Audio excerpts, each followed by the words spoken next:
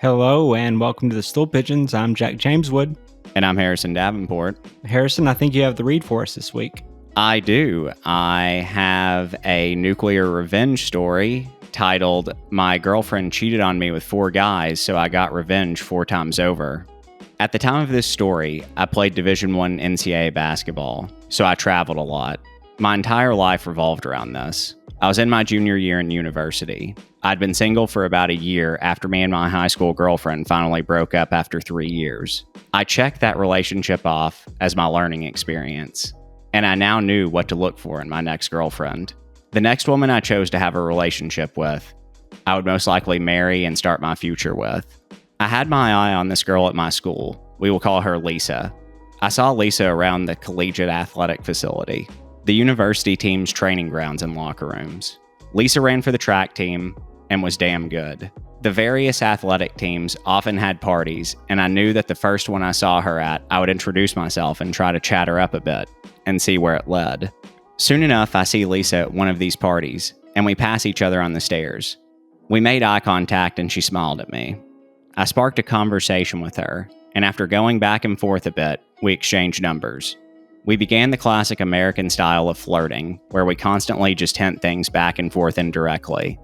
We slowly progressed the relationship in this manner for weeks, sending texts back and forth, hinting that we were interested in each other, but also playing it cool to not let the other person know we had a crush on them.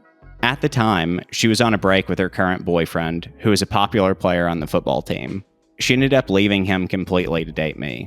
This should have been a red flag, obviously, but remember, I had severe hubris. At the time, her leaving him to date me just gave me a superiority complex. I was playing well in sports, and if she was willing to leave this guy for me, then she would never leave me for another guy. I can't express how much I was into Lisa. I was addictively attracted to her and had that weird feeling of, I can't believe my crush is actually into me too. I really was so drowned and blinded by my crush on her, I missed so many red flags. Our relationship began progressing really fast. Because of this, I really didn't do a proper inventory on why I liked her so much. Fast forward 8 months. We are together officially. Lisa has her own athlete's dorm room, but I was a couple years older than her and was working during the summers full-time and part-time during school and had my own apartment near campus, and Lisa was basically living with me. She would even stay there when I was out of town, which was like 3 or 4 days a week. We were in season, and the team was flying all over the country. Me and Lisa were deeply in love regardless. At the end of the season, I'd planned 2 massive back-to-back parties. One was for my teammate's birthday, Friday night, and then my birthday, Saturday night. They just happened to be one day after the other, and luckily landed on a Friday and Saturday night. Me and Lisa got drunk Friday night and had some unprotected sex. Lisa kept a period tracking calendar on her phone. She was asleep, and I drunkenly remembered she always marked down in her calendar when we had unprotected sex, so she knew if she would be worried if she missed her period. She missed her period often because she was an athlete. My inebriated brain thought she would put it on her calendar now because we would forget the next day since we were so effed up. So I woke her up and said, "Can you put in the calendar that we had unprotected sex?" At this point, it was like 5 a.m., and we were that 5 a.m. kind of drunk, where you're mostly just tired. She unlocked her phone and opened the app, and before she could even do it, she fell back asleep. So I took the phone while it was still unlocked and proceeded to try and figure out how to put it in the calendar myself. So this wasn't one of those stories where I went through her phone looking for something and subsequently found it. In this case, I was innocently trying to navigate this damn period calendar while I was drunk, and I was not suspicious at all. When I looked at the period calendar app on Lisa's phone, I saw all kinds of little markers on different days of each month. Each marker was a different color, so I opened one to see what the color coding meant. I saw that red was obviously symboling her period, and then there was also black markers that showed when she had unprotected sex. This is when my heart sank into my stomach. This calendar was peppered with black markers. It looked like a checkerboard with only a handful of red pieces left, and all the black ones. There were black markers on dates that I was in a different city playing basketball. I proceeded to open all of the black markers, going back for our entire relationship. We did not have unprotected sex very often, maybe once or twice a month. She had written the names of the guys she had hooked up with in the note section of black markers. there were a total of 4 guys listed in the calendar. Some months, there were almost a dozen of those black markers. Sometimes, there were 2 in one day. Looking back on this, I wonder if there were more unlisted men that I didn't see because she only kept track of the guys and times she didn't use protection. In almost every story I hear of infidelity, it involves the discovery of text messages, being informed by a friend, or the classic coming home early and catching your partner red-handed. I, on the other hand, discovered an effing well-documented ledger of almost every time she cheated and didn't use protection. Amongst the 4 guys I discovered, one of them was her ex. Cheating on me with him was a common occurrence. There was some other unknown guy she was also clearly sleeping with regularly. The last 2 people were one-night stands. I proceeded to look through Lisa's text and calls and found nothing. However, at the time, Android phones had a folder where you could see deleted text, but not the contents of the messages. She had thousands of deleted text and calls, but I couldn't see what they said, but I saw the numbers and did a quick Facebook search, and matched one with her ex, in addition to something like half a dozen other dudes. The worst part was I found 2 of my teammates. One guy I was actually pretty close with. I just put the phone down after a few minutes. The evidence was overwhelming. The more I looked at the phone, the more my insides began to hurt. I felt so defeated. I can't fully describe the feeling, but I'm sure anyone reading this that caught a significant other cheating knows what I'm talking about. I felt so stupid for trusting her and having no suspicions of her. I proceeded to leave my apartment and go for a long walk. I'd never felt the emotions that were coming up and didn't know how to process them. I knew I was going to get my revenge. I just didn't know how yet. My roommate/teammate and best friend who was sleeping on the couch in my living room, we will call him Bono. Bono was a 7-foot-tall Russian. Bono called me shortly after I started my walk. I answered and he asked where I was. I asked him to keep this between us and told him what happened. He stays on the phone and goes into my room, and I hear him in his Russian accent yell at her, "You cheated on OP?" Then I faintly hear her audibly say something in the background, and him yelling at her to get out of the apartment. After hearing some scuffling, Bono gets back on the line and says, "Yo, she's gone. Come back and let's talk." I head back home, and me and Bono go over what had happened. He makes his best attempts to comfort me and says, "Tonight is your birthday. We're going to get effed up and find you some other woman. F her. I never liked her anyway." Me and Bono go out for breakfast. I'm still a little drunk. My phone is blowing up with calls and texts from Lisa. I tell her I saw everything on her phone and I can't stand to speak with her or look at her. She keeps trying to convince me to let her come to my birthday party. I make it clear I don't want her there. She clearly was concerned about exactly what Bono suggested to me earlier when we chatted. I don't remember much of what happened that night. I remember telling my teammates and friends that me and Lisa were done when they asked why she wasn't at the party. I didn't tell them why, though. I also didn't show them that I was affected by it in any way and just played it cool. I tried to keep the focus on the party. The revenge. So this is one of those revenge stories where it was only half planned. I knew I wanted to get revenge on Lisa for hurting me so much, but I kind of just improvised as opportunities came up. I didn't care what collateral damage I caused, as long as I accomplished my mission of hurting Lisa. I was sitting at my computer later that next week skimming Facebook when I saw the profile of one of her track teammates on my feed. That's when I had my first vengeful idea. I decided I was going to send her a message and see if she took the bait. I didn't have proof she hooked up with my teammates, but she was clearly trying to hide conversations between them. So I was going to see how many people close to her I could hook up with. Lisa's teammate had a boyfriend, but I thought, clearly everyone cheats. Let's see if it's true. I proceeded to do the flirty social media dance with her. The one where I like a couple of her photos. She likes a couple of mine back. I shoot her a message, and bam. She's at my house in my bed about a week later. I proceed to do something similar to Lisa's other teammates. All of her 4x4 relay team, coincidentally. 2 of the 3 girls I hooked up with had boyfriends, and subsequently cheated on them with me, which gave me some real mixed emotions. It stroked my broken ego, and also made me bitter and sad. This is such a typical story of, while fighting monsters, I became a monster. This actually became my go-to strategy because it accomplished 2 things in my effed up mind. It exposed a cheater, but more importantly, if they were willing to cheat on their boyfriends, they would A, be more secretive about it, which meant the drama that would ensue when it came out would be elevated. B, It made me feel better about Lisa cheating because it proved it wasn't me that was the problem. It was women that were the problem. I know it's effed up, but that's what I thought back then. I started to collect something from every girl that I hooked up with, like a bra, a pair of panties, or some jewelry, etc. Not for some creepy reason, but this is important later and was part of my plan. Sometimes I didn't even have to try.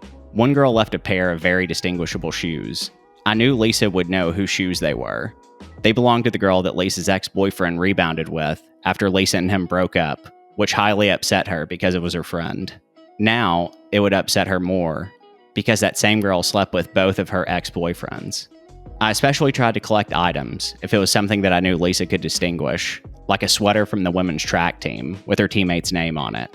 After some time, I'd collected a boatload of stuff. After a couple of months, one of Lisa's teammates' boyfriends found out about me and his girlfriend. It started a big, explosive series of events with her and her teammates.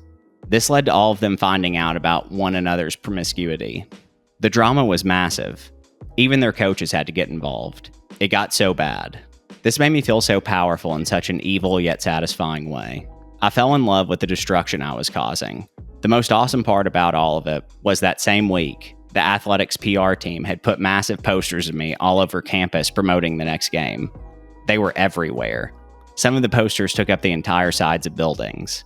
So Lisa and her friends had to see me all over campus every day while this drama was erupting all around them. I felt like a triumphant dictator. It was glorious and pathetic all at the same time. Their coach even proceeded to have a serious meeting with the compliance department and my team's coaches. My coaches literally laughed at her, saying, "This seems like an internal issue, but OP hasn't done anything illegal or broken any school policy, so there's nothing we can do." This infuriated the women's track coach. Their team had fallen apart. Their national ranking began to plummet. Then Lisa's coach even got in trouble for being caught tearing down some of the smaller posters of me on campus in a raging temper tantrum. I loved all of it. I continued to add fuel to the fire, posting photos of me with girls, smiling, being happy every chance I could on Facebook and Instagram. But under it all, I was bitter. I was so deep into my new mindset, I'd already forgotten the kind-hearted, naive kid I used to be. I hated my old self because I let some girl emasculate me. I was so full of self-pity looking back at it, it's depressing. No one really knew, though, because I played the cool guy attitude in front of people. There was even a girl on campus on one of the sports teams who claimed that she was pregnant with my kid after I pretended to like her the same way I did with all the other girls on Lisa's team. And as soon as we hooked up, I moved on. It's a long story, but it turned out she wasn't pregnant, but the news or press that came from that further dug the knife deeper into Lisa's side. I left a trail of women I deceived and relationships I destroyed. I feel bad now, but at the time I didn't care because they were equally at fault in my eyes, since they were cheating on their boyfriends or sleeping with their friend's ex. Quickly, girls became weary of me, plus I was running out of potential targets. I know now that I was being an awful human being, and I was going after girls that weren't even friends or on the track team with Lisa, but were just around her in daily life. For example, her classmates, as well as her own family. I even flirted with her sister, who was married with a kid, and I almost succeeded. She was down, but Lisa's dad found out about it and put a stop to it before anything happened. I wanted Lisa to know I was everywhere, and constantly remind her how she effed up. In my eyes, this was all her fault, and she unleashed this fury of chaos upon herself. She should never have effed with me like that. Lisa had to take an extended medical leave because of her depression and mental health issues she was experiencing from the whole situation. She began to look extremely unhealthy. The whole mess was torturing her, and the more she hurt, the better I felt. At this point, I'd already inflicted more damage than she did to me, but I'd become addicted to the feeling of power. I spent zero time processing my emotions or moving on from what happened. All I wanted was more revenge, and I couldn't stop. After weeks of ignoring Lisa's texting calls, she finally gets a hold of me by showing up to my apartment unannounced late at night. She was there to pick up some stuff she left from when she lived there to take home. She was actually a local, and her parents lived close by. She was still on her medical leave and no longer staying on campus, but rather with her parents. I told her I would bring her stuff to her parents' house that weekend, but I couldn't let her in because I had company, which I did, but it wasn't one of her teammates or friends, unfortunately. I then take all the items I collected from all the girls over the weeks. There were probably like 8 or 9 things from different girls, including her teammates, and threw her belongings, along with Lisa's stuff, into big black trash bags. I took the bags to her house and then called Lisa's dad. I told him I left her stuff on his porch and to inform his demon daughter. 15 minutes after I get off the phone with Lisa's dad, I get a call from Lisa. I answer because I want to hear her reaction to having all these girls' stuff mixed in with hers. She was sobbing uncontrollably. It sounded like that half crying, half mumbling thing people do when they're hysterical. She wasn't even angry, just desperately begging me to stop my tyranny. I just smiled and baked in the glory of hearing her hurt. I responded, "Why were there other guys in our relationship?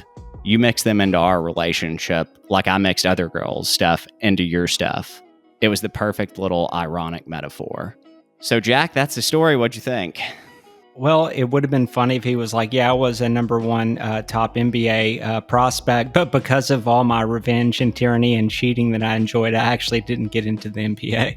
Yeah, that would have been good. I mean, man, that was brutal though. I mean, he just, it seems like there was just no end to his revenge. Oh, yeah. I thought it was going to be a little bit more dark with Bono in there, the Russian guy, because I figured that he probably has a different way of doing things coming from Russia. Yeah. I wonder who this teammate was. I wish he would have gone into that more, if anything would have come out of that. It is great that she was on the 4x4 team, and so it just destroyed whatever like team cohesion that they had. It would be funny if both of their teams, none of them like won anything at all. Yeah, with track teams too. I mean, it seems like you would have quite a few targets on a track team because there's so many different events. Yeah, and he even tried her sister. He was like, yeah, that didn't really work out. So anyway, I got her grandmother cell phone so that she could get on Instagram so that I could hit on her. She was 75 years old, but she looked like Susan Sarandon, so it wasn't that bad looking. That would have been good. Okay, well, I don't have anything else on this one. You ready to get out of here? Yeah, that sounds good. All right. Thank you for listening, and please remember to subscribe. Thank you.